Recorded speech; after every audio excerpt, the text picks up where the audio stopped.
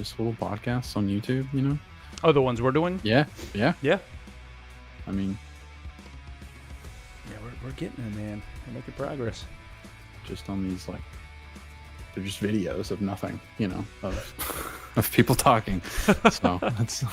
Well, that's the thing. I think a lot of people use that as like their podcast. Well, if you have, I don't have like the YouTube like premium or whatever. Oh yeah, right. You can listen to music because. Right? Well, I think that if you have it, because I don't have it, and if I'm listening, if I'm like watching something, it has to be up or in like the corner of my phone. Mm-hmm. Like if it's like not open, then it won't play. Like it can't be it won't play in the background. Right, but I think that if you have the premium, then like you can, so like people will use that to like, you know, listen to videos and stuff, just like you would a podcast. Mute this. Ba-na-na-na-na-na-na.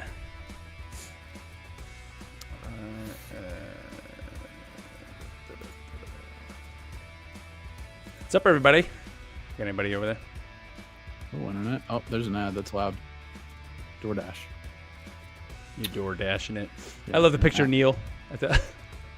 I would never do that, but wasn't even thinking I should have put that in the stream. You would have loved that. Him in like the lazy river. But it had his kids in it. Oh, you know what you should do is you should add a 3-person podcast. You should put that picture of him that Matt made as like his. Yes, the Canadian one.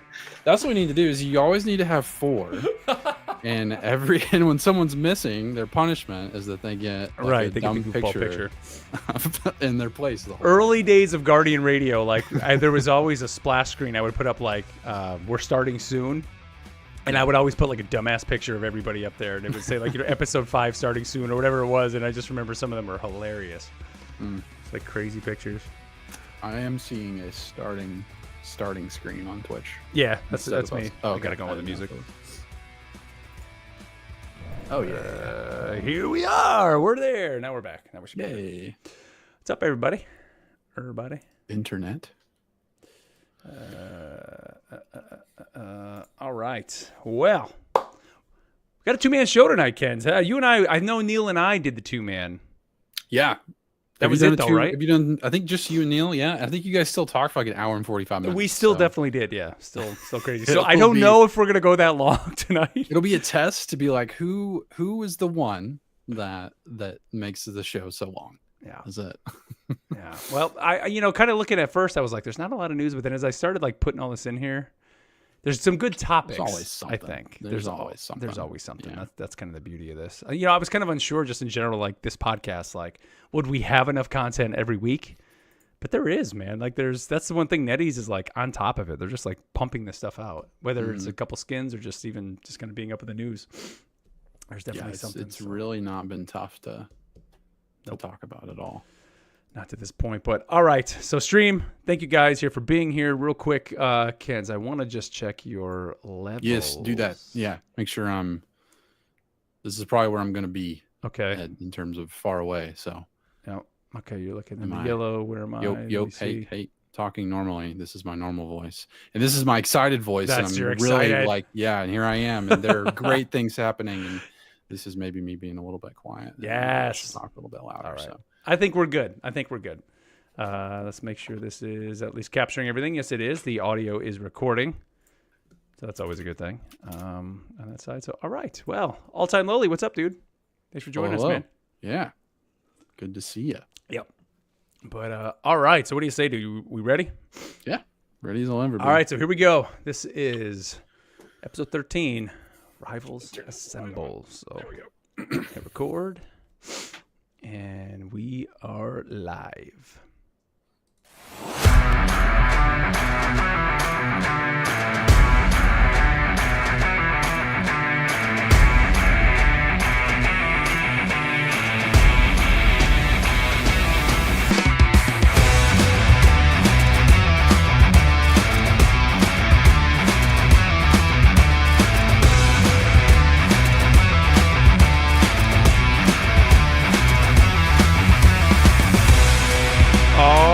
Yeah, you know what time it is. That's right. It's time for Rivals Assemble, a Marvel Rivals podcast. I am your host, Mark Turcott, and you are tuned into episode 13. That's right, lucky 13. Well, We got some great news here to discuss here on the show. We're going to catch you up on all of that. We have a Danger Room segment this week. We're going to be giving you some tips and tricks for Clash of the Dancing Lions. We have some Rocket Raccoon lore, and of course, we're going to wrap it all up with your questions and topics. So to do it with me here this week, in this two-man show, Ken's, what's up, dude? Yeah, it's just me. So everyone get ready for that. But yeah, I'm excited. I'm here. I'm ready.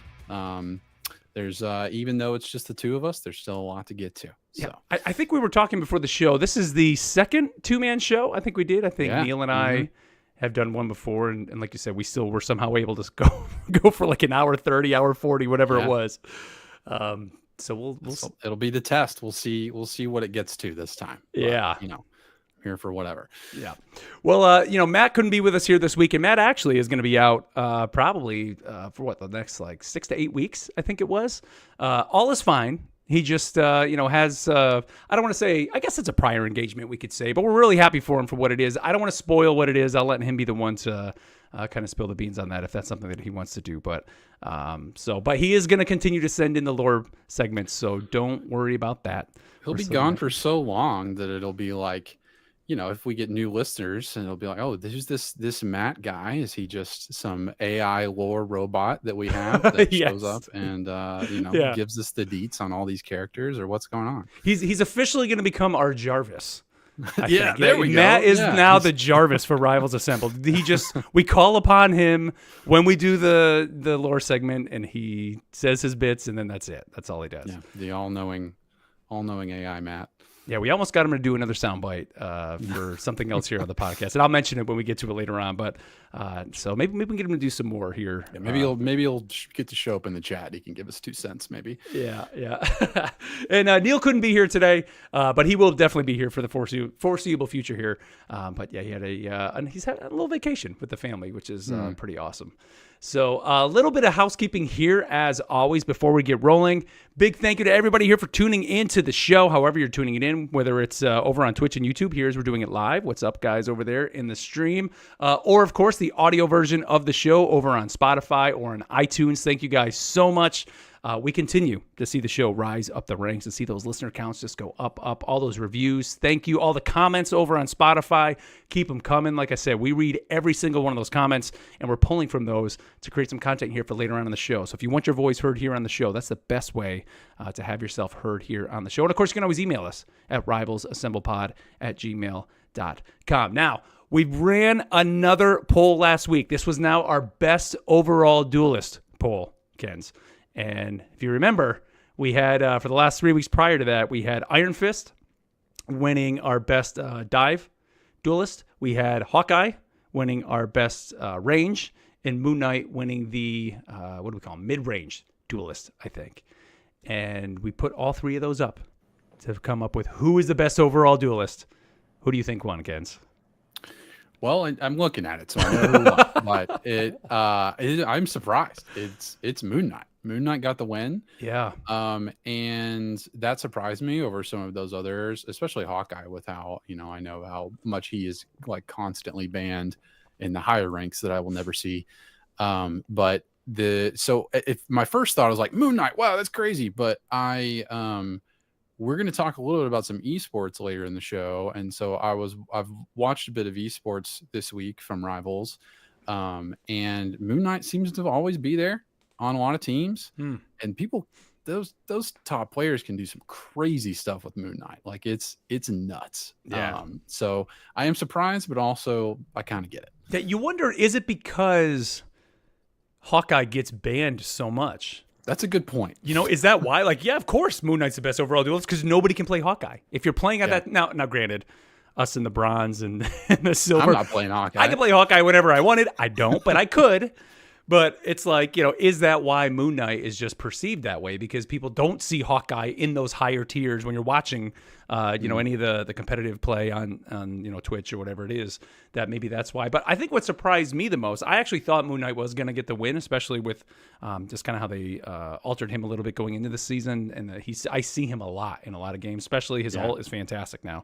But I was surprised by how much he won. So 91 votes this week. 61.5%, so 56 votes went to Moon Knight, 26 to Hawkeye, and only 9 for Iron Fist. It's crazy. So that's what kind of shocked me more is that, I mean, essentially Moon Knight got more than double. Just ran what away Hawkeye with got. it. Yeah. And this was early on too. Like we posted this poll like almost the very next day after we put the podcast up. He was already in the lead and it just kept rising throughout the week, which is crazy. Yeah. All Time Lowly in the chat mentions his ult. With that ult getting a buff, that probably has a significant factor in this too. I know that in season 0, the ult just kind of tickled me a little bit. I feel like I never once got killed by Moon Knight's ult, but now it's like I hear the moon haunts me and I'm dead. Yep. And that's it. So it's just like, hope I'm on the edge of that circle, because then you can maybe get out. But if you're not, you're done. It's over. Yeah. It's over at that point. So this week we decided our new poll is not necessarily who is the best, who's the strongest. It's going to be who needs a buff. Which character needs a buff currently in the game? So here's who we picked.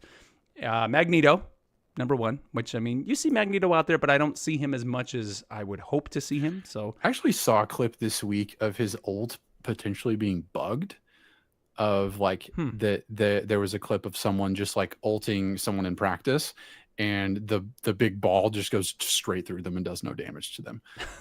So I don't know what's up with that, if that was just some weird off clip that I saw, but if that's true, then like maybe he will be getting a fix. Yeah, you know what, his ult like does not scare me ever. Like when you hear like an Iron Man ult popping off, or of course a Moon Knight, like then I'm freaking out, like, oh god, we're all gonna die, gotta get out of that splash field. Or like a Scarlet Witch. Magneto, it's just like whatever, I'm just gonna kind of. And when I think about it, a lot of the tank ults are like that. Like I talked a lot about Thor's, whenever we did that segment. Like Venom's ult, it doesn't do a lot of damage. Hulk just kind of gets in your face and smacks you around. It doesn't do a crazy amount of damage. Doctor Strange's ult doesn't do damage at all. So I think that it's like Magneto's ult can be good for targeting supports, but if they haven't taken a lot of damage, it's still probably not going to do much to them. So so we got Magneto. We're throwing Mr. Fantastic in there. The reason being, I've been seeing a lot of people just kind of through Reddit and even on Twitter just saying like he doesn't seem to be as I don't know, maybe effective as people thought he was going to be. It seems like there was that initial love period with him, and then I don't even see him that much in games when I play. And maybe that's just the people I'm playing with, but even just playing in quick play, I don't see him as often as I did kind of that first week. Yeah. So but I'm not very threatened by him. So yeah, I mean, the only thing I still have with him is he's somewhat unkillable sometimes. Yeah, and he's just basically a tank, which is really the point, I think, of that character. Is he's just meant to harass and just be up in your face and be annoying. But I just want to throw him in there to kind of see what the community thinks. We threw Black Widow in there again, of course. Because I don't know. I don't know what they need to do with her. But that's the thing. Does she need a buff? Yes, but I don't want her to be the one-shot kill. Because then I guess we would say maybe at that point she's overtuned. But if she's a sniper, that's kind of what she should be, though, right? I don't know. She needs something, or at least make her like almost as good as Hawkeye. I don't know, but I have been on a team with some really good Black Widows, though. I was on one of like I was playing competitive, and someone was obviously like they locked in Black Widow immediately as joining the thing, and the whole team's like, no, we're gonna lose, what have you done? Like just automatically jumping all over this guy, and he's like he just says in the chat, let me cook. Nice. And he had like 45 eliminations and was just like he was popping off. And so I think that like there's technical parts of Black Widow that people that are good with her are really, really good with her, and that she's maybe a bit too technical or a bit too niche for that's why she's kind of in the bottom tier. But I don't know, that's just I think she, if anything, is more maybe map specific, because you almost have to have that lane for her. Any of the like domination maps kind of depends. I'm trying to think, like there's a maybe in the Hydra map, I can't even think of which specific this map one. That it was in one of the Idrisil maps that we won on that this guy was popping off on, but it wasn't a push the cart map. Right. So we got Magneto, Mr. Fantastic, Black Widow, and then we are throwing Jeff in there. So, I know a lot of people like to play Jeff, and the reason we're doing that is, like you had mentioned when you brought him up, is that his win rate is terrible. So, which I don't know. I mean, I think Jeff's fine, but yeah, like he's like bottom tier in terms of win rate. So But something's going do you on. think that's just due to the fact that just take a step back and imagine yourself as an 11-year-old kid again. And you log into this game, you're going to try to, you just want to be Spider-Man. But you might want to be Spider-Man first. You play Spider-Man, you're like, this character is impossible to play. But then you see this cute little shark off in the corner, and you're like, you know what? I'm going to play that guy. Now, I know I'm making a stereotype here saying 11-year-olds can't play this game, but I'm sure they can and could probably kick my butt in this game. But, oh, you bet. Like, yeah. You know, like there's probably a lot of casual players playing this game, and they just gravitate to Jeff because he's so cute. Yeah. So it's like his win-loss rate might be bad just because you have the non-hardcore players playing him, so the numbers trend that way. I would love to see that number. Like, how many plays does he have to get that number as opposed to some of the higher people, you know? I mean, I think, I don't know, in my tier of where I'm at, Jeff seems very fine. But you know, I was playing some support this week trying to get some assists for the challenge, and there was just this attack Jeff that was not healing, that was just like diving our supports and just like shooting us in the face and swimming away, and like couldn't do anything. So dude, I come across that every once in a while. It's literally like a dive Jeff. It's crazy. These people, and like I've tried it myself, and just sometimes you get a little success, but I can't stay alive long enough. But I've had a couple of Jeffs that just they just rush. It's just one of, like, I'm not mad about it. I'm like, oh, good for you, Jeff. Yeah, you get, you know, get back in there. You get him, Jeff. It's hilarious. So there you go. So our new poll: which character needs a buff? Magneto, Mr. Fantastic, Black Widow, or Jeff? Head over to Spotify, check the show out over there, and you'll see within the episode description, you'll be able to see the poll in there. So go vote and have your voice be heard, and we'll give you the details next week as to who the winner is. Well, Kens, let's move on here. We got a lot of news to get to here in our news segment that we call the Not So Daily Bugle News. J. Jonah Jameson here. All right. Well, in typical NetEase fashion, which kind of seems to be par for the course here over this past, I don't know, ever since the game has been out officially. Yeah. We got new skins, dude, coming to the game once again. And these skins, they're calling the Eternal Night skins. So we have one coming for Winter Soldier and for Psylocke. And here's what they're saying. They're saying the Winter Soldier Blood Soldier and the Psylocke Blood Carudo costumes are arriving in Marvel Rivals. And so the first one, the Winter Soldier one, they said, forged in battle, shadow and blood Chronovium. The Winter Soldier embraces his most formidable form yet. Step into the Eternal Night with the Blood Soldier costume and bring the fight to those who dare challenge you. So what do you think of the skin, man? Yeah, these are both awesome. So the Winter Soldier one, when I first saw it, my first thought was Devil May Cry. Because there was a new trailer for the Devil May Cry anime that's coming out. It looks amazing. Yeah, it looks so good. And I'm a big Devil May Cry fan, and so so he has like the, you know, they could have done the arm a bit more, but I was like, man, he just looks like Dante with a, you know, with like a Nero arm.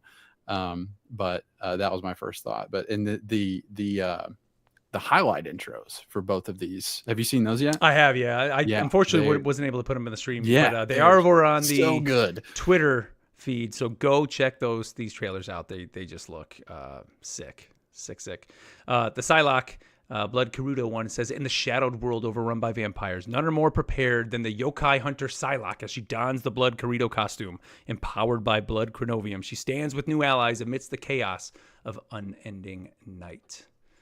You know, like, this is, looking at all these costumes and just kind of the theming for this season, this is where we were saying the Rivals Infinity comic, give us a comic with these characters, like these version of these characters. How cool would that be? Like the alternate universe of, you know, what we're seeing with Dracula taking over Midtown and all of that, but it has all these characters in it. Give me a comic book with that in it, with a little bit more of that mature theme, I think would be awesome.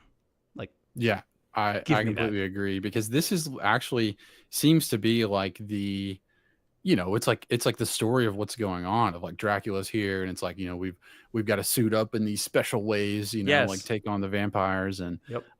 yeah, I would love more physical media around that. It'd be awesome. I wonder if like the event that we did, that, I mean, I don't know if everybody's completed it yet, but the 5 steps you had to do for part 1 of this season kind of culminates with that story of them kind of donning the suits and the Wolverine suit and all of that that's in the battle pass. I almost wonder if now the second half we're going to get like the Psylocke and Winter Soldier, I don't want to say stories, but kind of have that implemented in, because the gallery page you get for the book has those first skins that we've seen that were kind of all of this theming.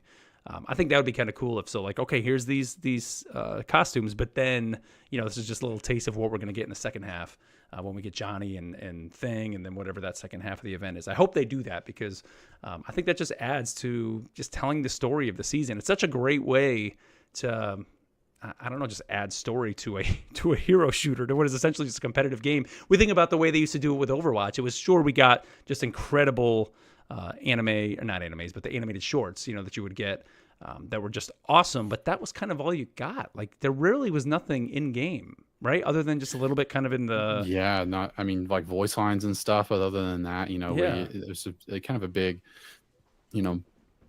a big issue with that. But I mean, the way that they're doing it of you have the event, and then you have these like stories that are these little tidbits that are also being like added in through skins of like, I have my opinions about skins and microtransactions and stuff, but this is like, there is a reason for them wearing having Right, these yeah. like outfits. It's not just like, oh, we thought it'd be cool. It's just, I don't know. It's it really speaks to me. So Yeah. I really dig it. I mean, that's one thing they're doing such a great job, I think, with, is really just, somehow conveying story in this game. Like they found a very neat way to do it, and I really think it's pretty cool. Mm-hmm. So those skins are available now if you want to go get those. Now, another skin that is available now as well, and we knew this one was coming, is the kind of in celebration of the Marvel Spider-Man 2 game launching on PC. So they have brought in the Spider-Man 2.0 suit. You can get that now in Marvel Rivals. It looks great. It looks just like you think from the Marvel Spider-Man game from Insomniac. And I just kind of love everything about it. The little spray that it has, all the little emotes that he has is super cool. Now, I know Matt said he was interested in getting this one. Unfortunately for me, it's one of those things where it's like, I don't play the character as much as I've tried. I've even tried like in practice, like I'm gonna just play Spider-Man and just go for it. I can just never be successful with him. So this is one that I just am not. Yeah, I played him for the first time recently, for some of those event challenges. Didn't do great, Yeah. but I had a good time. I was like, man, he feels like Spider-Man. I kind of I Yeah. suck with him, but like he feels like Spider-Man. But what I love about the skin is that Yuri Lowenthal is doing the voice of Spider-Man and So it's Rivals, perfect. but he does it in the game too. So it's just like you literally have that Spider-Man in this game now. Yep. And we probably won't be able to say that about No. like any other character. So it's I just know. really cool. It is pretty neat. Yeah, you're right. Have you watched, and this is totally off topic right now, have you watched the first 2 episodes of Friendly Neighborhood Spider-Man I have yet? not. I need to. I completely forgot it was coming out until you said something about it in Discord yesterday. And then I watched, obviously it came out and so clips were everywhere, but like Right. the animation of that thing It's cool as hell, dude. looks so freaking cool. Like Yes. I was like, I liked, the X-Men show that came out. Like I was super Yep. into that weekly when it was coming out, but this thing looks like incredible. Yeah. So big recommendation for everybody Yeah. out there. If you have not watched it yet, definitely go watch Your Friendly Neighborhood Spider-Man. It's over on Disney Plus. First 2 episodes are out. I was a little, I don't want to say hesitant of it, but I just wasn't sure. They were making some changes, and of course, you read all the crap all over the internet, and I was like, whatever. And I'm like, I'm gonna give this show a chance. It's fantastic. Like, it is. can't wait. Everything Yeah. about it is awesome. I mean, we live in a world where Marvel is filled with multiverses and all that. This is just, it's so good, man. The art style is incredible, like you mentioned. They've already signed on for 3 seasons, I think, so we know they have a Whoa. plan for where it's going. The voice actor of Spider-Man, his name slips my mind right now, but he's the same guy who voiced Spider-Man in the Zombies What If episode. So it is I don't want to say he is that Spider-Man, but it's that same voice actor, and he just fits it perfect. So yeah, Go watch Spider-Man to me, like Spider-Man is, I know like Matt has said Spider-Man's his favorite hero. I think I've Spider-Man will always hold a special place for me because it was like the first superhero that I ever connected with and watched with like the 1994 Spider-Man cartoon. And so this, and then X-Men too, like later on. But so like whenever they did, the new X-Men show and kind of a callback to that, I got really excited for, oh man, they got to do Spider-Man. So yeah, stoked. Yeah, go watch it. It's good. Let's see. Moving on here with the news. We got some word today from good old Danny Koo, and this was posted over on the Marvel website. But there are more Marvel Rivals variant covers coming to some of your favorite Marvel Rival comics this March. So there's actually going to be a total of 10 covers. So they have a Doctor Strange, Thor, and Moon Knight all coming on March 5th. On March 12th, there's going to be an Amazing Spider-Man cover. March 19th, we're getting an Avengers, which I really want to see what that one's going to be. I think that's going to be awesome with all of them on there. There's a One World Under Doom cover too, which I think that's kind of the big kind of spring event that's happening in Marvel, this whole One World Under Doom where everybody wakes up and everybody's under control of Doom, which kind of sounds like what's happening in Rivals right now, which is kind of funny. And Psylocke as well. Again, those three are on March 19th. And then on March 26th, we're getting another Spider-Man book, Doom's Division, and then the Incredible Hulk number 23 is going to have a cover as well. So if you're still collecting physical books out there, get your local shop. I don't know if you'll need to pre-order these. I know some of the variant covers, sometimes you need to do that. They only have limited runs of these. You may be able to get these online as well.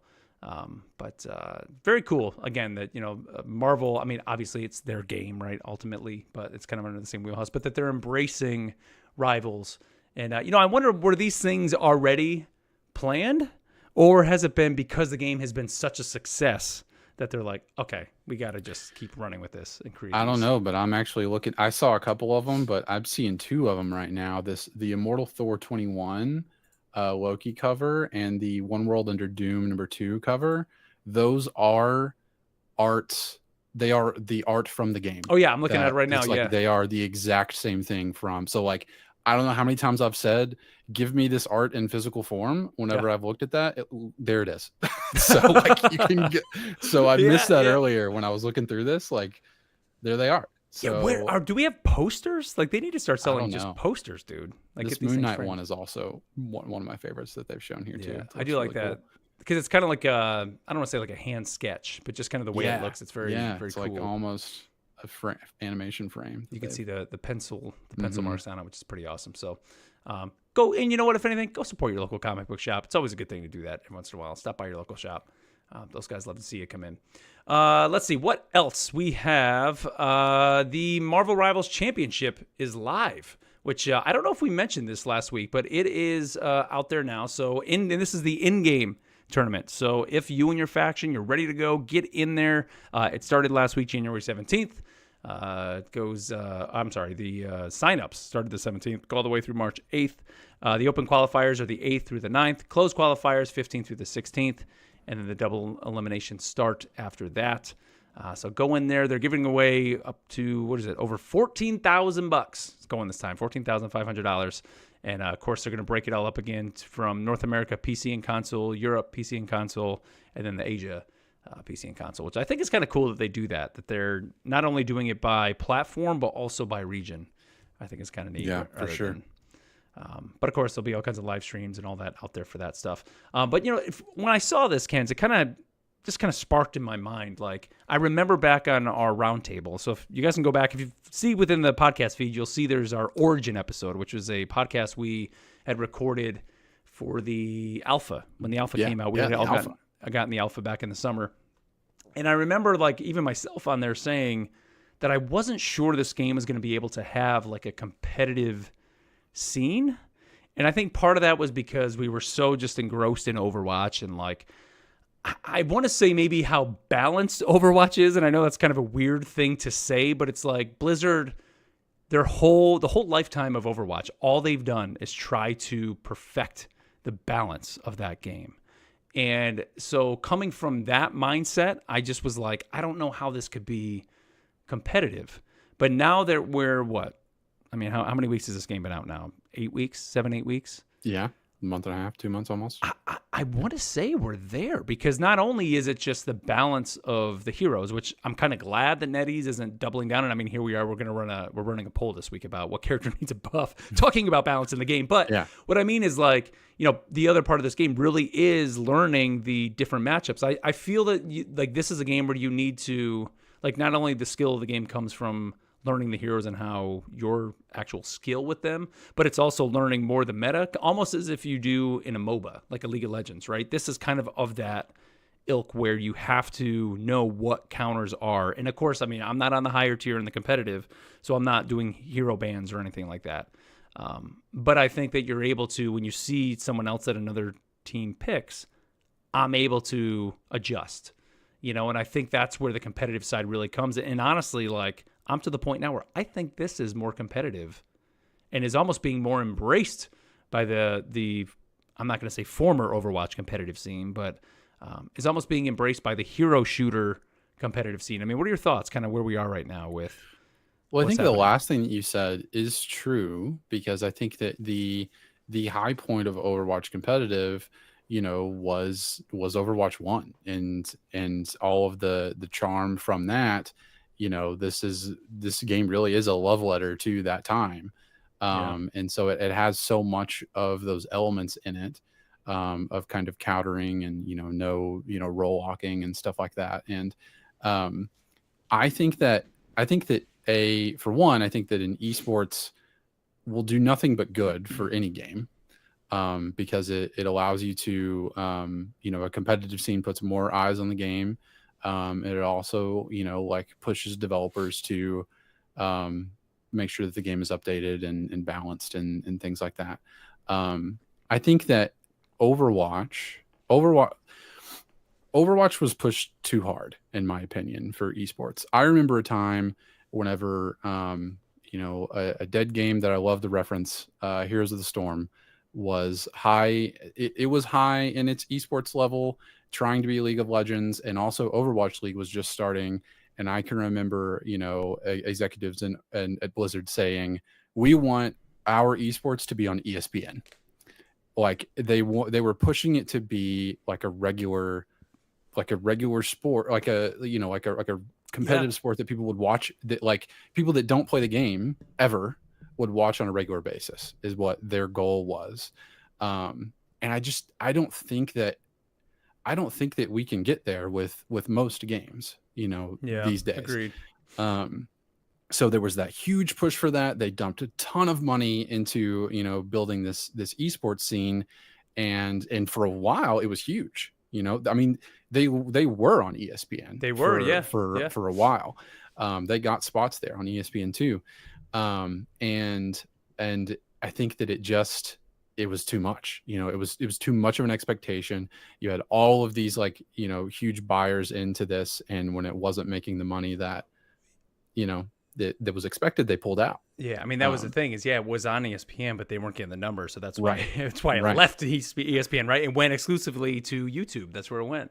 I remember Yeah. that. I remember sitting in my car, and was it at BlizzCon? I think when they were like unveiling the Overwatch League, and I remember them just saying like, we're gonna pay. We're going to have people buy teams, and they said, like, was it like 20 million for a team or 2 million, whatever it was. And I remember Robert Kraft, the owner of the Patriots, bought a team, and it was like, all our players are going to have signed contracts with health insurance. And it's like, it almost like as exciting as that was, and as exciting as it sounded, like you needed to make sure that the game was there first in the community, right? Which I mean, sure, Overwatch launched great. I mean, it was Game of the Year, the Game Awards that year, 2016 or wherever it was when it came out. Right. So I mean, it had that success and had a community, but like I think a game like what's happened with Rivals is the game came out and they're just like, hey, here we're doing our thing. And I mean, I remember them even saying early on about like, and I think they're still kind of there, like, hey, if the esports scene grows, great, but if it doesn't, like, that's fine too. And we're starting to see it starting to build. So I could see the next year or 2 years from now, I could see them not necessarily doing a Rivals League or anything like that, but I think we're going to start seeing some of these bigger esports companies, MLG, whatever it is, which, I mean, I don't know if that would be the company to do it, but really starting to push the esports side of this. Because I mean, I don't know about you, but like when I go on YouTube, I'm seeing all the people that I used to see for Overwatch. Dude, they're all playing Rivals now. Like Rivals is just dominating that scene right now, and partly because I know it's the hotness right now. It's what's getting the views and all that stuff. I mean, you're still getting the videos of like Marvel Rivals just revealed the newest characters, all these like crazy. Well, and it's just like never go away. No, they didn't actually, but okay, I see what you're doing there, kid. But like, which that stuff drives me bananas. But the actual like in terms of esports side, watching people play, like it's gonna get there. I think it is because this is the zeitgeist right now.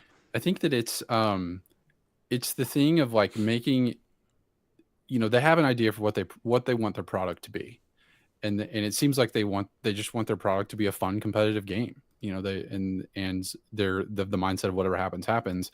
Whereas Overwatch was like, we want it to be this want it to be as big as the NFL, and we're gonna dump all of this into it, and then it fails, and it's like, okay, well now what do we do? It happened. So do you think part of that was because didn't like Blizzard, I mean, obviously you go back to the StarCraft roots, like they weren't the ones that launched, I guess, a competitive StarCraft league, right? I mean, who was the company? I can't think of the company that was kind of doing those, but it wasn't actually Blizzard that had control of it. So I think when they came out with Overwatch, they were like, we're going to control it because all those other people made money off our game.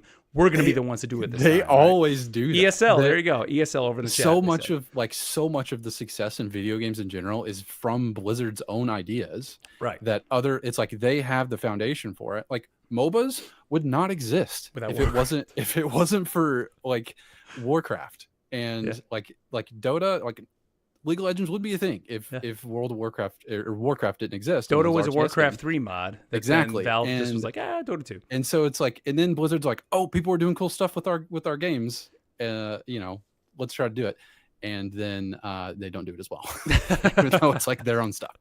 But so I think that, I think Rivals is in a great spot for it. I think that they know their audience, and they keep making this product. It will turn into something, if they keep going at the rate that they are. Yeah, and I'll be honest with you, like, I don't want to say I'm not surprised at how successful it is right now, because I mean, it's part of the reason we started this podcast was you could just see this game is going to be something, like there was going to be a great community for this game. So that was part of the reason why I said, hey, let's do a show about this game. I think it's going to be a great idea. But I will say I am somewhat surprised at just how big it's becoming. Seeing people play it that I didn't think would, and seeing people continue. Like I said, I go on YouTube and I see these people. I want to throw a name out there. I never in a million years would have thought I'd see this person playing this game. Dr. Disrespect. Like, just throwing that out there. Like, that dude, I did not picture seeing him playing this game multiple times a week. For whatever reason, it pops up in my YouTube feed. And he's like, number one. And it's like Dr. Disrespect, his crazy thing with his glasses and his mullet wig or whatever. But seeing him playing Rivals, and I'm like, he's doing that because he knows that's where the views are right now. So the fact that this game is that popular, that you have these big streamers, Ninja streaming it, like those, that is blowing my mind that this game. Shroud, I saw a clip of Shroud talking about like creating his own like esports thing. So. His own esports team. Like, what? He's like, guys, I think we found this is the game, the life game. I'm like, what? It's crazy. So Rivals is in a great spot right now.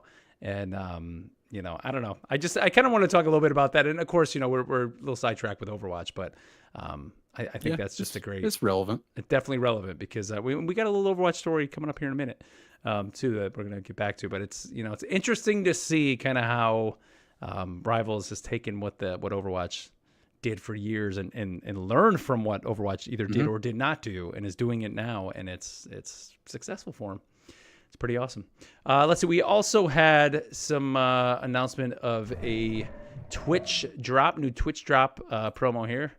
So we have some new drops coming. If you head on over to Twitch and watch, what do they have you watching? 1 hour from January 27th through February 5th, you get a Spring Festival Twitch drop nameplate.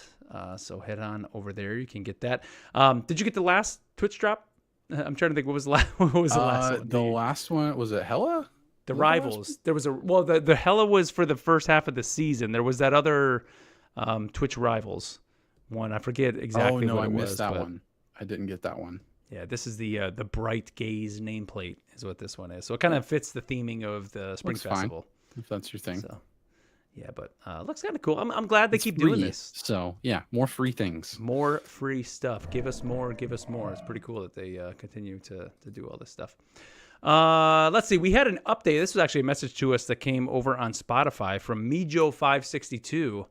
And this is in reference to last week we talked about how the Captain America Brave New World promo is happening. So you can get a nameplate, a spray, and a skin if you buy tickets through Regal Cinemas. I think now all the way through, I think it's February 17th. But Mijo562 said, you not only need to get the ticket for the skin, but you also need to have your ticket scanned. So it's actually in the terms. So he said, please don't buy a ticket if you don't plan on going. You will not get the skin if your ticket is not scanned. I was kind of like, really? So I did look, and sure enough, in the terms, it is in there. Got to read the fine print. So we kind of joked about like, oh yeah, Matt, you buy, and or Neil, buy us a ticket. Yeah, we don't have a way to get to a theater. So yeah.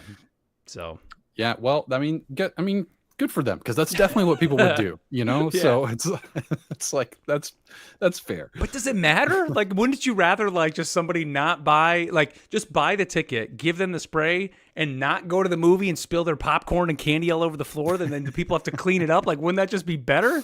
I don't know. Yeah, I guess you get the money either way. But they want people going to see it, and then talk about it and go see it again and tell your friends about it, whatever. Yeah, I guess. Free marketing.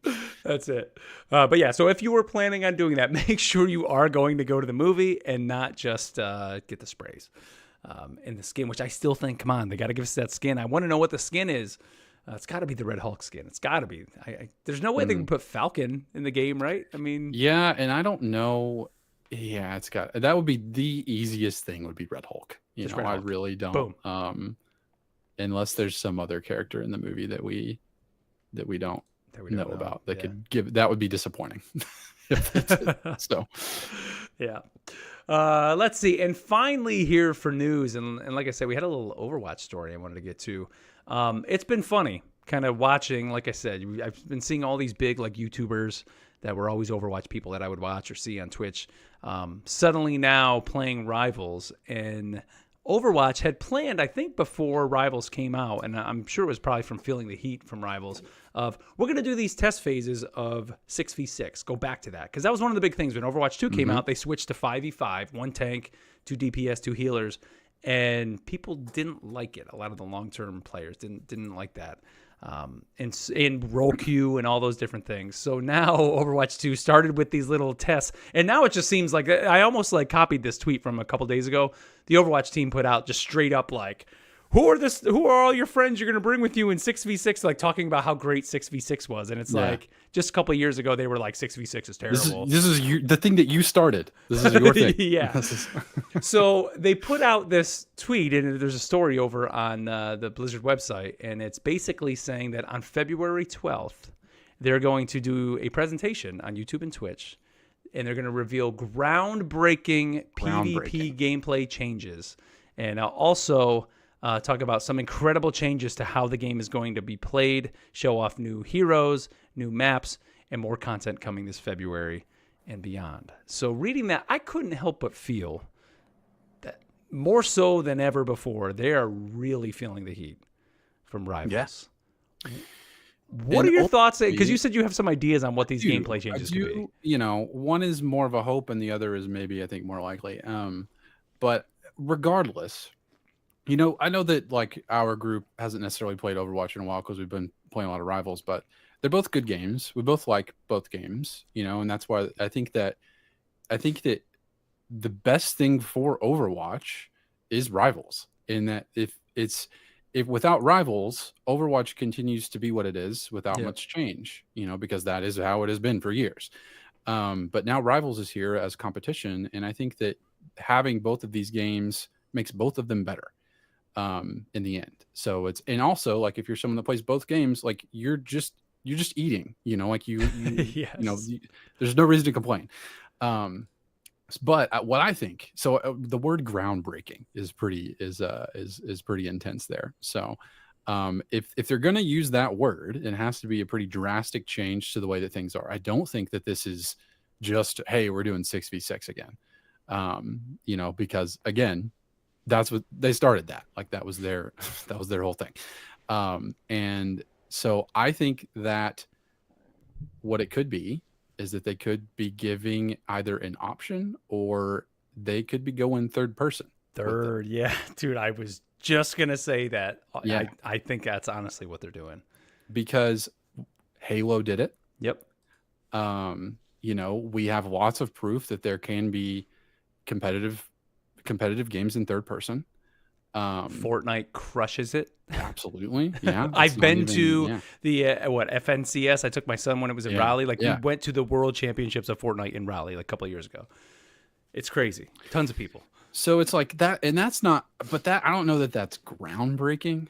Like I think that's it could be because it is, but also I don't. Why would they do that? It's the Overwatch is a shooter. But I think maybe having the option to be third person. There are several abilities in Overwatch where your character is in third person. So I'm not.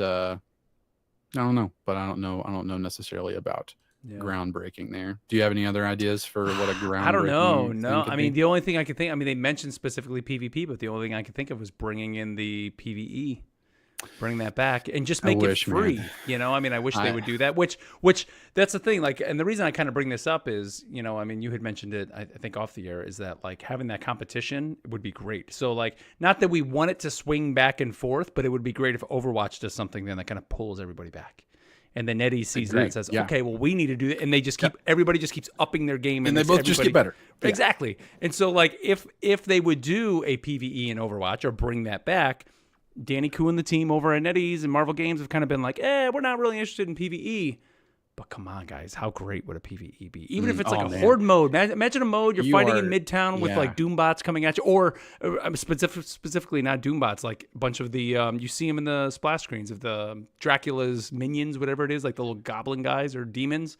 That'd be great. And every season you get something like that. Just give us a horde mode. You pick your team. Give you 6 characters to play as. It's just another event mode. I mean, that stuff would be awesome. We are going to get that somewhere. One of these games is going to do PvE right, and then the other one will also have to do it right. I don't know which one it's going to be, but eventually one of them is going to be like, yes, this is what we're doing, and they're going to do it really well, and then it's both going to be great. But so what I hope, and this I think would be groundbreaking. In terms of PvP gameplay is, you keep it first person or whatever. But I mentioned the dead game Heroes of the Storm, and which is to this day still one of my favorite PvP experiences ever, because it wasn't quite as sweaty as League, but also had like so many of those elements that I would love from a MOBA. So, taking elements from that, like abilities, leveling up, like buying into talents. Oh yeah, that'd be cool. And things like that. And throughout, maybe the games get a little bit longer, and throughout the game, your hero gets a little bit stronger. And then there are builds within each hero that you can select, and you kind of a combination of both of those games and how they work. Not necessarily making it a MOBA, but having some of those talents that you level up and go throughout a game. What's the Valve game right now? Is it Deadshot? Oh, I haven't. Is that what it's called? I haven't played that. I have played it, and essentially that's what it is. I mean, is that what they do? It's not on the Paragon/predecessor level. I mean, that's a straight up MOBA. But that's what Deadshot is. It's very much a shooter. You're leveling up. You go to the kiosk. You're buying abilities to level up even more. I mean, it is way more of a MOBA than Overwatch or anything. Deadlock. That's it. Yeah. That's kind of what you're describing, and I think that in Overwatch would be pretty sick. Or put it in Rivals, man. Like imagine that. Exactly, and that's why I mentioned this is because if it is something like that's like my dream is to have a game like that. Like I like this. I like this competitive. 6v6 hero shooter, but give me just a little bit more depth, and I think that something like that would really do it for me. Yeah. That'd be pretty sweet. So we'll have to see. I'm definitely interested in, like I said, I think just being a Rivals fan, I think this should somewhat interest you as well, because it is, I think ultimately whatever both of these teams do, the other team is going to be watching, and could, kind of dictate where some of their development goes in the future. I don't think, as much as both of them want to say they're kind of in their own little vacuum, I mean, I think, If anything, Rivals is more of in its own little world, doing its own Right. thing because they don't need to worry about Overwatch. But with Blizzard's track record of being able to bring some pretty big hits out of there, they should still keep their eye over there and just see what they're doing. So February 12th, that will be. So, we'll see what happens. But all right, that's going to be it for the news, man. Let's move on here to our Danger Room segment this week, where we're going to give you some tips and tricks here for the Clash of the Dancing Lions. So here we go with our Danger Room. All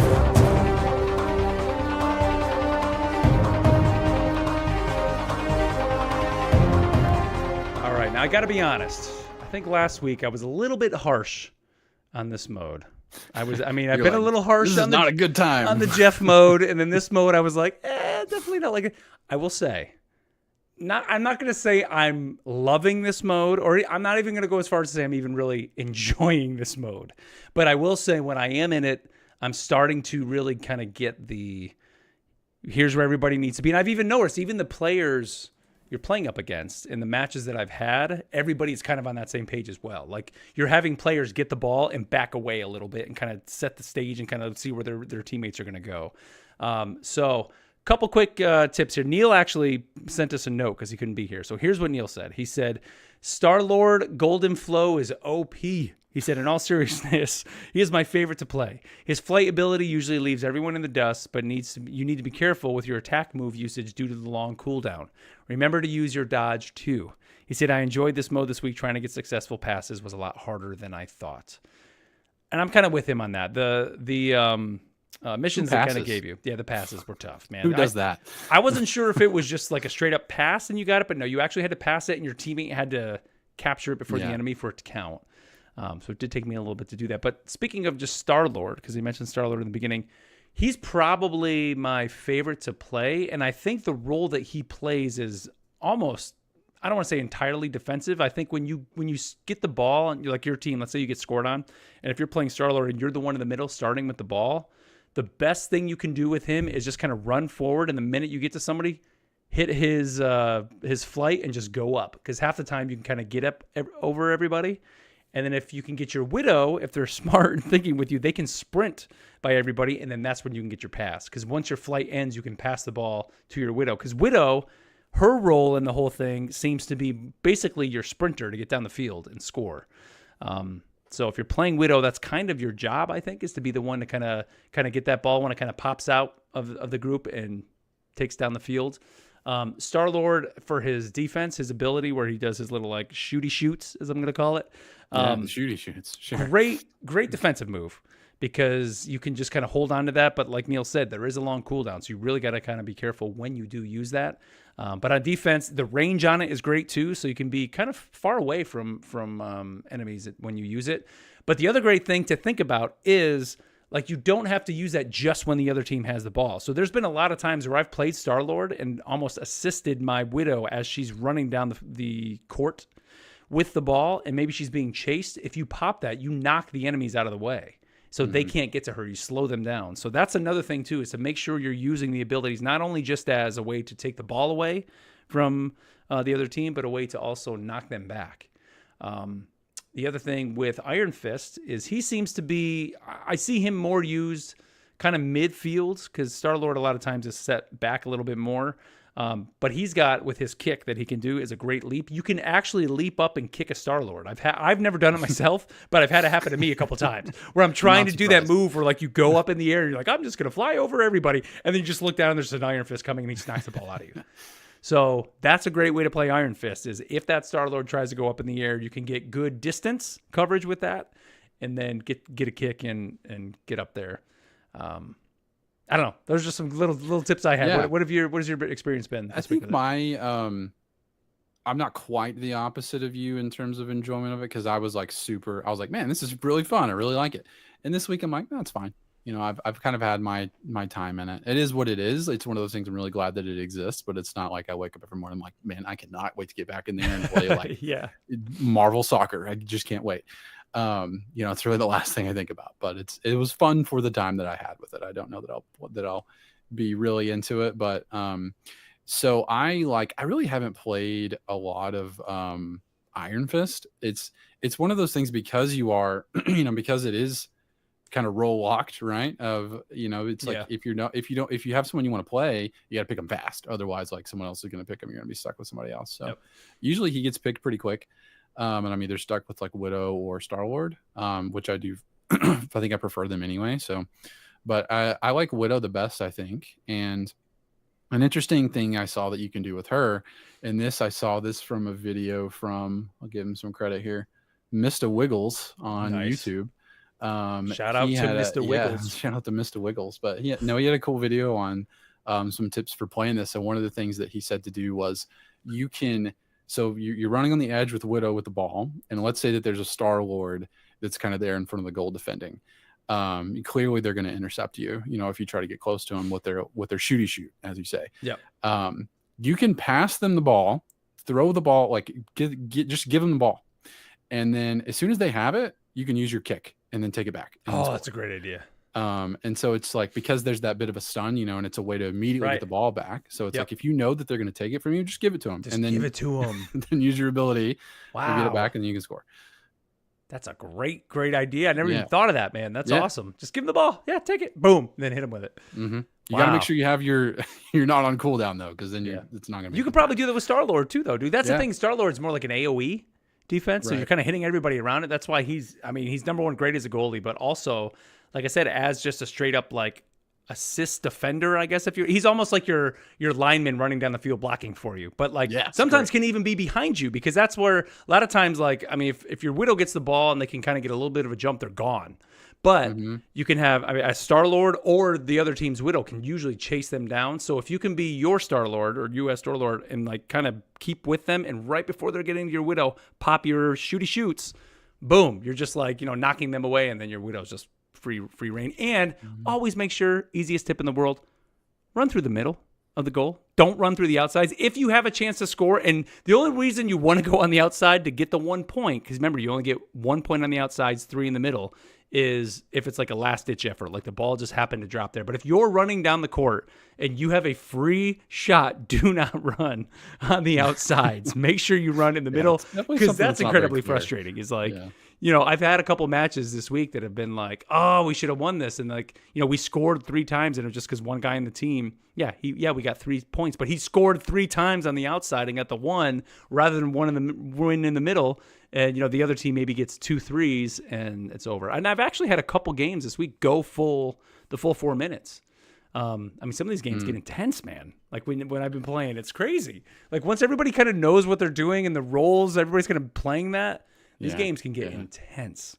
So, which is, it's actually, that's why I've been kind of having a lot of fun this week, is it's kind of clicking a little bit getting more. Sweaty for you. Competitive dancing lion. Yeah, but I will say, the minute I think I have 80%, so I have 2 more things. I think I need the next one is the skin, and then you get the gallery card. Once I get that gallery card, I'm probably never playing it again. Sure. I'm not playing this just for fun. I need fine. to be incentivized. I think that's fine. It's like, hey, we want to give you a free thing. Yeah. We also don't want to just give it to you. We want you to do something. And I think they know that. They're not trying to make the for us to like play this over the rest of the game that they've cared for and created for so long versus something that they probably made in like a little bit of time. So it's fine, Yeah.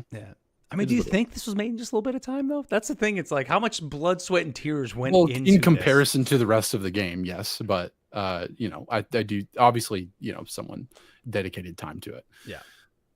But I hope we get more like this. I mean, it's obviously very cool that it's in the game. But send us your tips and tricks for this. If you guys have any special tricks that you've been doing in the game, let us know. And like I said, some of those challenges are a little annoying. Just make sure when you're doing the pass, make sure you're actually like passing it to a teammate. It can't just be just spamming the pass button. Scoring is one that sucks, because especially when I'm playing Star-Lord, because a lot of times like I'm just not scoring in Star-Lord. I'm playing defense. So I'm like, I got to make sure I get Widow if I can lock into her so I can get a score. And then even just winning. I've had a couple, but see, that was the same thing. I had the winning with the Jeff. Like when I just had the Jeff win come up, I just would lose like 5 games in a row. And I'm like, damn it. It's the pressure. I just need to win. It's so annoying, but yeah. So, all right, well, let's move on here to our lore segment that we call the Cerebro Files.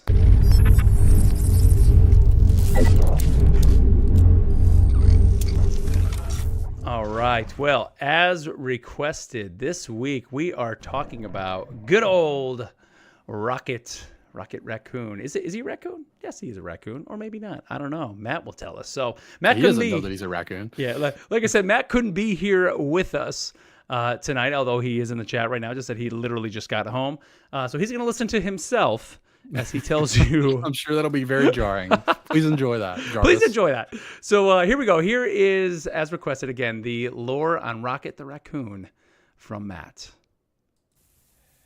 What is up, rivals? It is your boy Matt back with another lore cast, lore download, lore. I just don't like it when Mark says lore dump because it sounds like I'm going to the bathroom. So we'll call it anything but that, okay?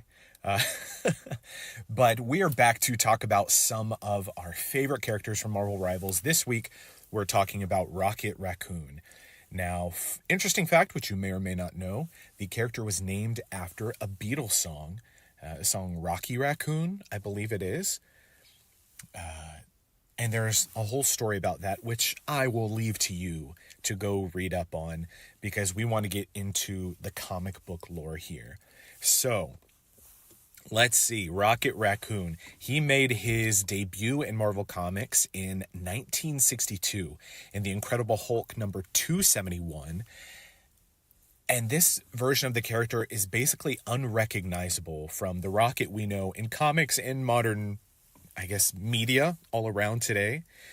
Since debuting in the comics, he's been seen in the movies, of course, recently, in the James Gunn films, but also in multiple animated series, which I believe most, if not all, are available on Disney+. There is also the recent Guardians of the Galaxy video game, which is severely underrated. If you haven't played it yet, I'm sure you can get it for cheap somewhere on Steam, on your console, wherever. But yes, first appearance in The Incredible Hulk. It wasn't until 1975 that he got a solo comic, which was basically a 4-issue telling of his origin. So Rocket is the sheriff of this planet known as Half-World, this abandoned planet which this race of creatures, smart sentient beings, established as kind of an asylum planet. Think Arkham Asylum almost, but they left it. So people with severe problems, mental disabilities, you name it. What's left behind on the planet are a bunch of animals and basically these self-learning robots. And in the absence of their makers, these robots begin to learn and through machine learning begin to quote-unquote evolve, which leads to experimentation upon the animals there, which leads to creatures like Rocket, who has popularly said, "What's a raccoon? I'm not a raccoon. He's something else." But through, I would try and tell you the entire history of this planet because it is bonkers. I'll give you the highlights, and if you really want to know, you can go look it up. It involves space clowns, the animals on this planet making toys to keep the few humans that are left behind, basically the asylum inmates, in check. They make them toys to keep them calm. His girlfriend, Lila the otter, who is an heir to this huge toy-making fortune. His good friend, Walrus, Walrus. It was a slow day at Marvel, I'm sure it was. But the series is a little crazy. What happens at the end is basically they break through this wall that has been surrounding the planet, and Rocket is able to go out and explore the rest of the galaxy. He's relieved of that kind of sheriff duty of watching over this world. We find out later in some comic appearances, they don't exactly retcon it, but we figure out that he's had his memory replaced with the events of what happened. when actually there was a very dangerous criminal being held on Half-World, known as the Star Thief. And the key that was holding him was basically made into a mental imprint on every citizen of Half-World. And so every citizen had to unanimously agree to free this creature. And if they didn't, then the key wouldn't work. So when Rocket left Half-World at the end of the events of Rocket Raccoon, the original series from 1985, it was basically ensuring that Star Thief would never get out. But you'll have to keep reading to see if that happened. It's crazy to think, but for about the next 30 years, Rocket didn't do anything. He wasn't really seen in comics, which is crazy to think about. It wasn't until Dan Abnett's Guardians of the Galaxy run in 2008 that he was brought back into the spotlight, along with Groot, who shares a very similar trajectory, where he appeared a few times in early comics, and then largely nothing was done with him until this major retooling, and we have the Guardians as we know today. Now, the 2008 run doesn't establish the same team that's exactly present in the Marvel Studios films, but we eventually get there. And that's where Rocket becomes much more of the wisecracking guy who can wield any type of gun, no matter how big it is, no matter how small he is. But I think we all know why we're here, which is to get the comic recommendations on what we can read. So, first off, if you want to read Incredible Hulk 271 from 1962, be my guest. Just so you can kind of get a glimpse of what Rocket could have been. Like a British-speaking, pipe-smoking raccoon who there had to have been something passed around at Marvel. Take on him was crazy. 1985's Rocket Raccoon, his 4-issue backstory. And throughout the years, he's had a lot of small solo series titled Rocket Raccoon. There have also been a lot of more recent Rocket Raccoon and Groot series as well. Each fun, self-contained stories that you can check out on your own. Another great one, which was really his big comeback, was part of the Annihilation event, Annihilation Conquest Star-Lord. That is kind of like a precursor to his Guardians of the Galaxy comeback. Another one which I really like is Symbiote Spider-Man, King in Black. And so the Symbiote Spider-Man series they're each small little micro series that take place in the original Spider-Man title during the time when Peter Parker was wearing the black suit, but he didn't know yet that it was a symbiote. So Marvel is essentially going back and saying, hey, all this stuff happened then as well, which I think is super cool. And so these micro series are, 4 or 5 issues apiece. In this series specifically, Symbiote Spider-Man King in Black deals with symbiotes, of course, and Null, but sees the unlikely team-up of, get ready for this, Spider-Man, Rocket Raccoon, Kang the Conqueror, Black Knight, and Uatu the Watcher. Just a casual team-up book, buddy comedy, that's the vibe of it. It's, I think, 5 issues. Don't quote me on that. It's been a minute since I've read it, but it is such a fun, out-of-the-ordinary book. He's been a consistent member of the Guardians of the Galaxy since his appearance in that 2008 book, even up to this day. Rocket has become a mainstay, probably one of the most high-profile cosmic characters since he's from space. That's what I refer to as a cosmic character. He's not the most powerful, but I think because of his presence in the Guardians of the Galaxy films, it has propelled him to become, just a staple of anything that happens in space in Marvel Comics. That is our brief little section on the lore. I hope you dive into some of these comics and see what could have been with Rocket, his crazy beginnings, and ultimately the course correction that got us to where we are today.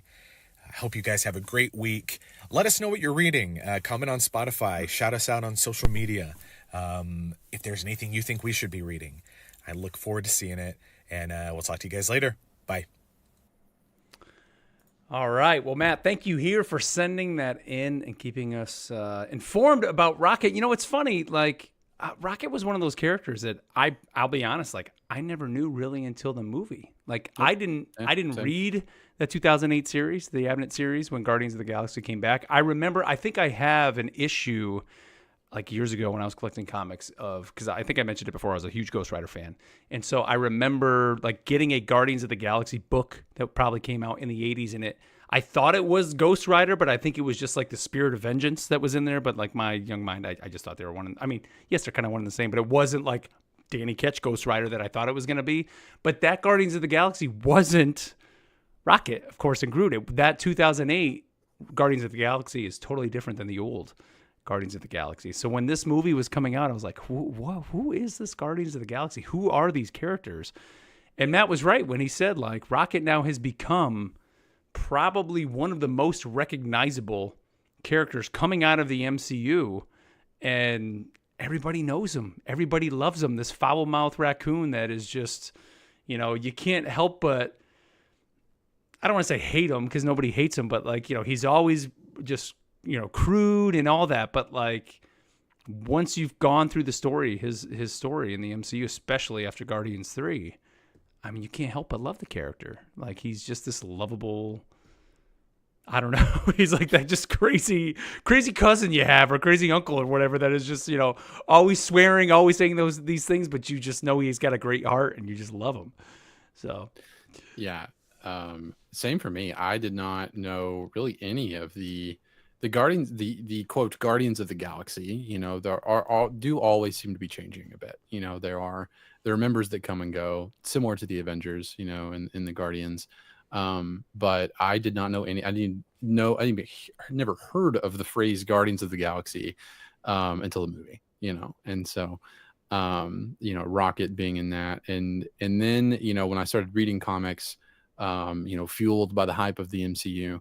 I, you know, read several Guardian series, but if there's one event that always gets brought up when we do these, seemingly, and it is the King in Black. Man. Like, if you want to get into comics and you want to learn about some of these like characters and heroes, King in Black is, like, of the more modern comics, is probably the best thing you could read, because in the whole event, right? Like, there's just like mini series throughout the whole thing. Thank you, Donny Cates. Yes, yeah, for setting that up so much. But yeah, King in Black is incredible. And you can, you know, with Marvel Unlimited, you can go through and read all that. I mean, I know we mention Marvel Unlimited all the time here on the show, but it's a great way to catch up on all that. They have great reading lists in there. You can go in and, you know, a lot of times they either have a free trial, or you can just get even 1 month for free and read pretty much a lot of comics. You can kind of probably get through in 1 month.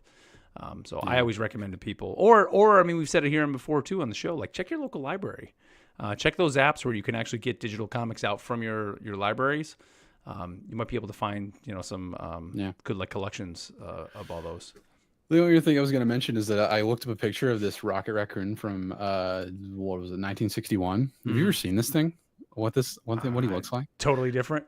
Yeah, I mean, he's like kind of bigger and just like weird looking, but he's holding this thing, and he's holding this weapon in this photo that I'm looking at. And this is a callback to just kind of the stuff that we've done together as a group. But when we played D&D together, I've played a gnome sorcerer whose name is Marv. And his weapon is what we have dubbed the gun wand, which is a gun with a wand shoved in the end of it.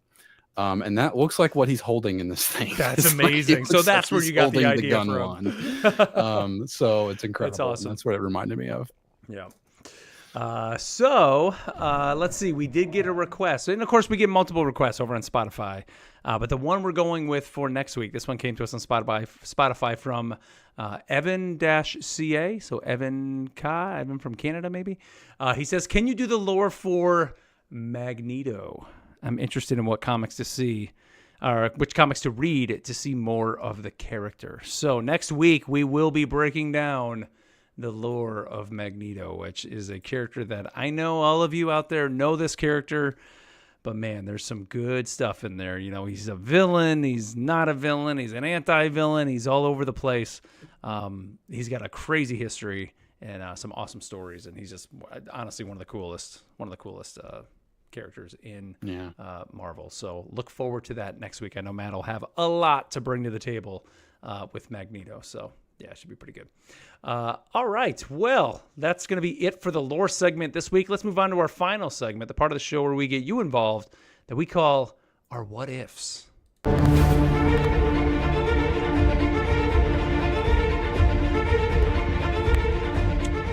right. Well, remember, if you want to be a part of the show, the best way to get in contact with us is, of course, over on Spotify. You can leave a comment over there. We pull these comments from there, but also we pull these from the email too. So you can always email us at rivalsassemblepod@gmail.com. Or, of course, you can even message us over on Twitter or Blue Sky at rivalsassemble.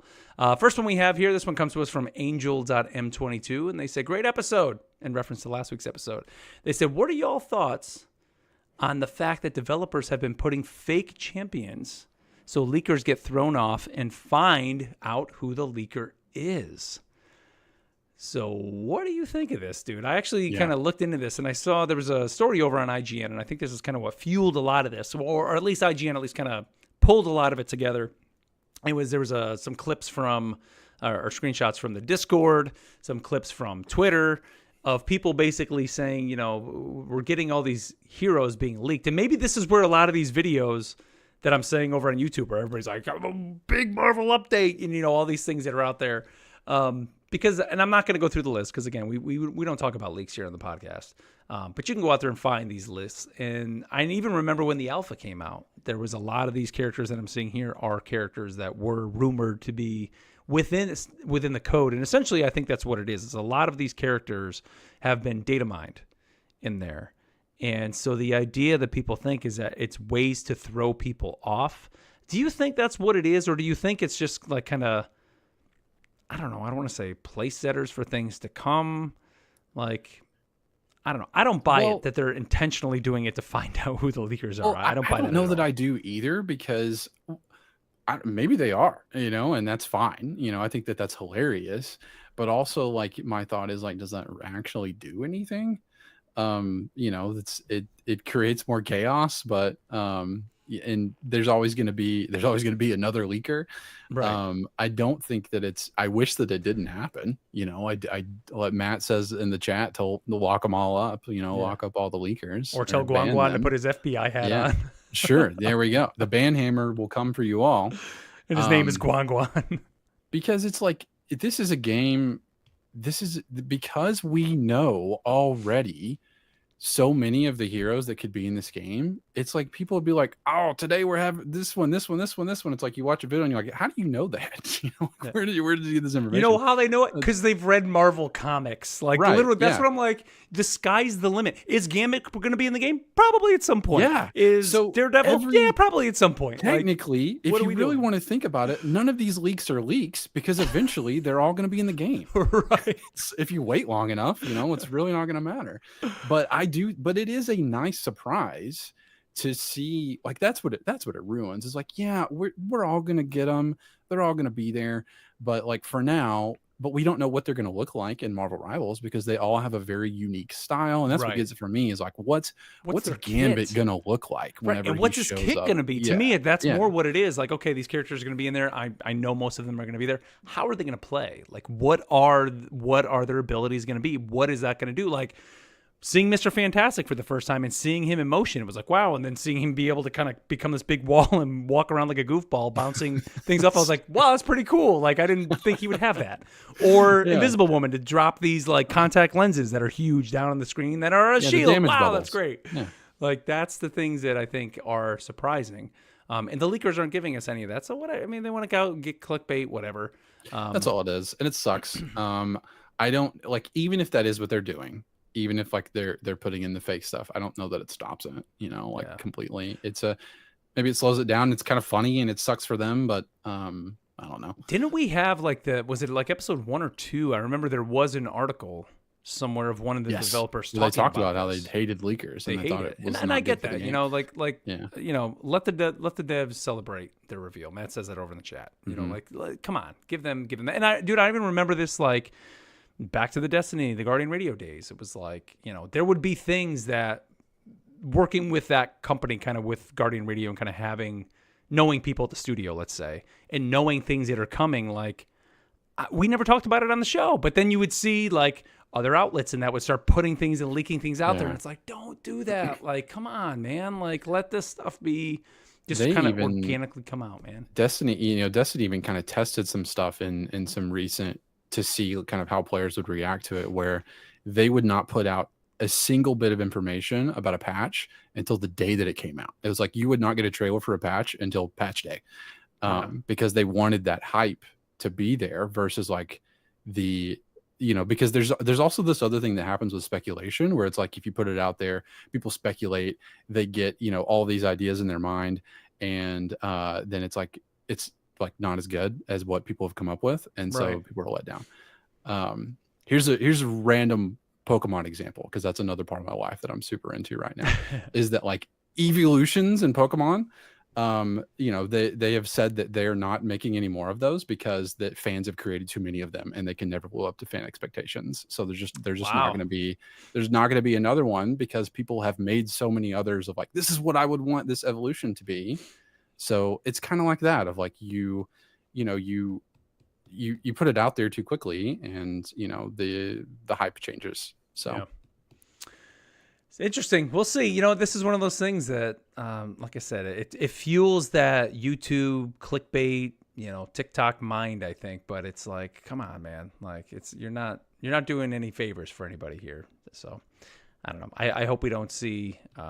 I guess it's one thing for these people to put these videos about like heroes potentially coming, but I hope like abilities and things like that, because that to me is really the sad part or like the full on season. Like, I don't want to see that stuff until they're ready to reveal it officially to us. I don't want maps spoiled. I don't want the whole season spoiled. I don't want that stuff. I try to avoid all that as much as I can. And we've said here on the show, we're not going to talk about that stuff here on the show. If you're here for all those leaks and chatter about that, like that, this is not the show for you. That's not what we do. We talk about what they're presenting us with and just enjoying what's out there that they've put out to us. So, let's see. We got another one here. This one comes to us from Genghis Connor.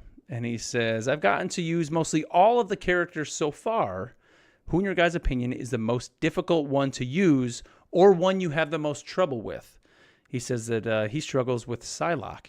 Now, Neil actually sent a message because he couldn't be here on this one. And he said, Spider-Man for sure. Wish I could be good with him, but I have trouble with positioning and singling people out successfully. What is the optimal use of the projectile tracer buff shot? In between your other hits? Is kind of what he's asking. And, I kind of got to agree with him. I think Spider-Man is, I would think, probably the most difficult.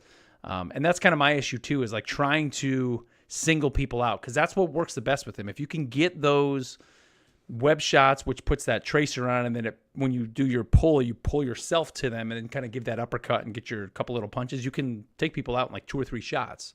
But that's always a problem that I have, is like getting to that back line, finding that person to take out, and usually by the time I try to jump somebody, I'm just dead. Yeah, watching good Spider-Man players though, it just fills me with envy, because I'm like, I'll never be able to do what this guy's doing. This person's doing for Spider-Man. Yeah. That one's up there. I think another one for me is Loki. I really like Loki, and I've been trying to play him a bit more because the skin you get in the battle pass is incredible. I'm awful with Loki. Like he's got a lot going on, and you don't want me healing you if I'm on your team with Loki. Yeah, I think my problem with him is like my mind can't really grasp where to place my other Lokis, I guess. It's a lot to think optimize about. health. Yeah. The only thing that I've been trying to do, because same thing, man, I've been playing him more now that I have that skin, because it's awesome. I actually had it on like my menu for a while just because it looks so cool. Even though I like never played it, but I just had it up there. But like I try to do kind of like what I do with Namor, where I just launch my turrets like just past the front line. I just throw it like way in the back just to really just kind of antagonize them. So that's kind of how I've been playing Loki, is same thing, just putting my, what do you want to call it? My clone or clones as far out as I can. But then by doing that, a lot of times you're not positioning it properly.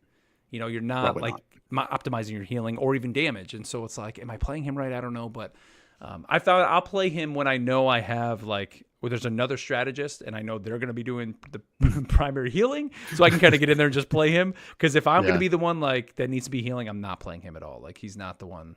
I don't feel comfortable that I can get enough heals with him. Same. Let's see. This next one comes to us from John.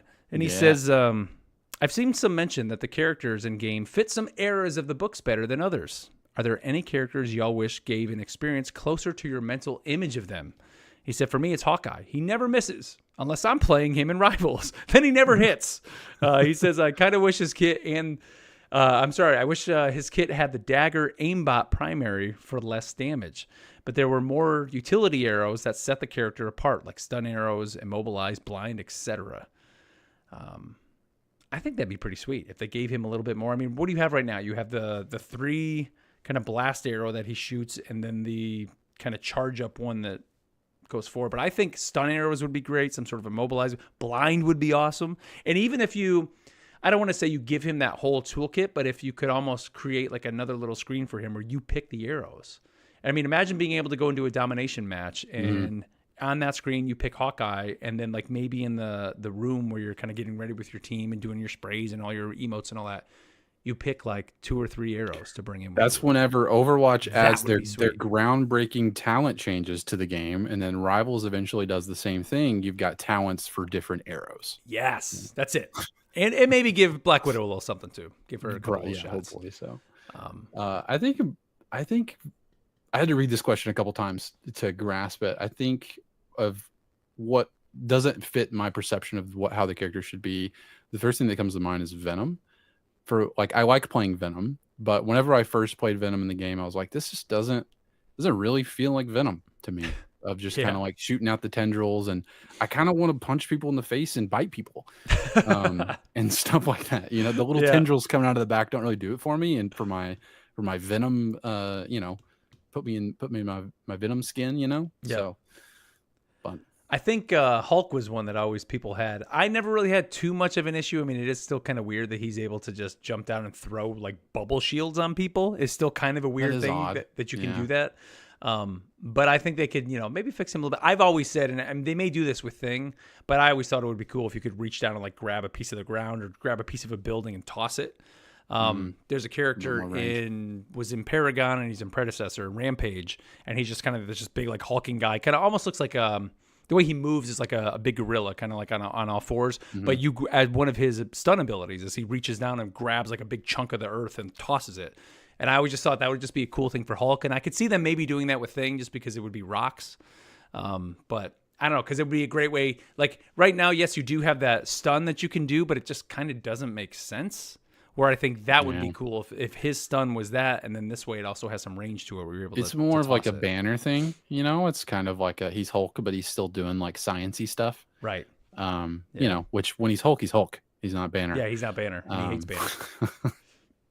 So I don't know. That's what I got for that. Let's see. We got one from Mark Asbury, and he says, "Hey guys, I'm going to keep asking questions as much as I can." LOL. I think Mark, you've asked a lot of questions, and we pulled them out, but it's great, man. We love getting you here on the show. He says, "So my question for this week is: I was playing playing a few comp matches, and people would just quit." And he said, "This was in gold. So do you think they should do the thing like League of Legends, where if everyone on the team forfeits, you just end the game and don't lose SR?" They have this, right? Well, you still lose rank, but you can surrender. Yeah. But I think he's saying that someone quit and quits, then everybody does that. Yeah. I mean, yes, is the answer. I see no reason as to why you would argue someone losing from your team, I mean, that just kind of sucks for everybody. Yeah. So I mean, the one thing I think and why maybe is because sometimes when somebody leaves, it doesn't always mean they quit. They could actually disconnect. That's fair. And the game lets you actually I'm playing on PC. My game, sometimes it's crashed, and I've had it happen in a comp match. Game crashes, quickly open it back up, get back in, and it asks you, hey, you were in a match, you want to rejoin. So I think they kind of leave that open, and the longer they leave that open, the longer that match is gone. And then at that point, it's like, did this person really quit? or did they just disconnect? And so it's just Yeah, it. I guess there would have it to just be a sucks. time. There would have to be, if they were to do that, there would have to be a time A time because frame on it, eventually, right? eventually you won't be able to join the game. Like I don't know if like could you join it at any time? Like if that happens, you disconnect at the end of the game and you're gone for like know. 5 minutes, can you still come back in? Probably not. I wouldn't think. Yeah, I don't know. But I think if they're after that amount of time is over, and you know, after that amount of time is over, I think that you know you could vote to surrender and that it wouldn't count negatively for anybody. Yeah. So I don't know what that time frame is, but I'm sure there's something there right now.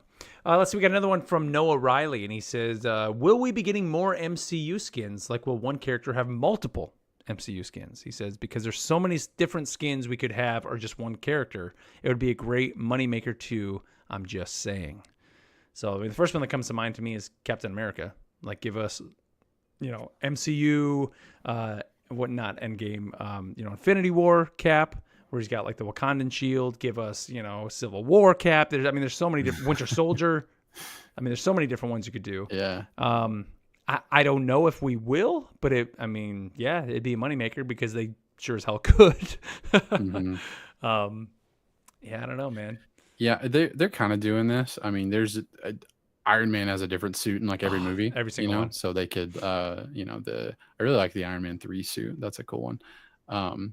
But you know, so that would be an easy one. But I think that for me, I'm not drawn much to the MCU skins because it's just like I want something new. Like I like the stuff that's different. But they are great. But yeah, you know what? I almost like the MCU MVP screens more than I like. Yeah, because they're almost kind of like a clip and a nod to they're all the awesome. movies. Like, yeah, like that was the Iron Man one. It's just like by buying that bundle, I got the animated Iron Man nameplate, which is all I ever have equipped because I just love seeing that. I love Iron Man, and then that MVP screen, dude. When you get MVP with that, it is just sick, dude. This is one of the best ones. And it, you know, he's up there. He's got the repulsors out. He's just blasting everything, and then at the very end, you see the snap with the Infinity Gauntlet, the Iron Gauntlet. It's just awesome. But you know, hey, again, Noah, like, yes, I mean, you know, they could definitely make more money. Will we be getting it? Again, I don't know. I would think if they run out of ideas, but the way they've gone so far, their track record, I don't know if they're going to run out of ideas. Like they've been putting things out that is just, wow. I never in a million years thought we'd be getting in this game. So we'll see. Final one's more just a comment. And this one comes to us from D Jones. And he says, "I don't get the love for Moon Knight. He's good, but he only seriously pops off if the enemy team has stage 9 glaucoma and 12th degree cauliflower ear and can neither see nor hear the Ankh. The Ankh basically dies if you even look at it." So I'll say this. I mean, he won our poll. And I think if you play against a good Moon Knight, they can definitely own you, dude. And I don't even know if it's just the Ankh. Like, if they know where to place the Ankh, number one, because sometimes you don't even know it's there until you're dead. But I really think it's his ult right now is what it is. It's not really the Ankh as much. Like, I think Season 0 Moon Knight, it was the Ankh that was doing the more damage. I think now, here in Season 1, of course, the Ankh is building up that ult, but just his straight up little moon rings, whatever we want to call them. And when that ultimate hits, dude, he's just that and his movement. Like if you watch the pro players play Moon Knight, like he's just all over the place. He's just like so twitchy and everywhere because of his jump and his glide and the little thing you can do with his grapple. And he's, you know, they play him almost, you know, how you would like a diver Spider-Man, you know, where it's like he's just tough to hit and he's all over the place. So it's fun to watch. Yeah, if you get good placement, I think with Moon Knight, you definitely just own with him for sure. So, all right, well, dude, we're at like an hour and a half, so not quite the hour 45, so pretty good. Fine. We did pretty good, I think. But yeah, so quick wrap up here, guys. As always, big thank you here for tuning into the show. Like I said, go over to Spotify.